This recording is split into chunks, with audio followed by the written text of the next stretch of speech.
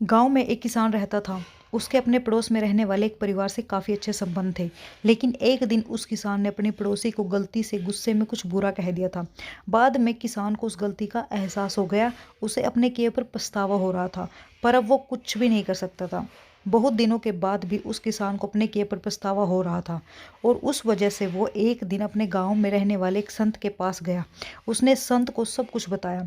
संत ने सोचा और फिर उस किसान से कहा कि तुम एक काम करो, पास के जंगल में जाओ और पक्षियों के पंख लेकर वापस आओ।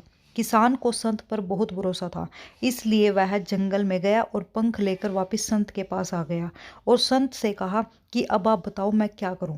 संत ने किसान से कहा कि अब तुम हमारे गांव की बस्ती में एक ऊंची हवेली है, उस हवेली की छत पर जाकर इस पंख को हवा में जाने दो। किसान ने भी बिल्कुल वैसा ही किया और उस पंख को हवा में जाने दिया। बाद में संत से पूछा, अब मैं क्या करूं। संत ने किसान से कहा कि अब तुम उस पंख को वापस लाओ। किसान पंख खोजने के लिए सड़कों पर गया, लेकिन वह पंखों को वापस नहीं ला पाया।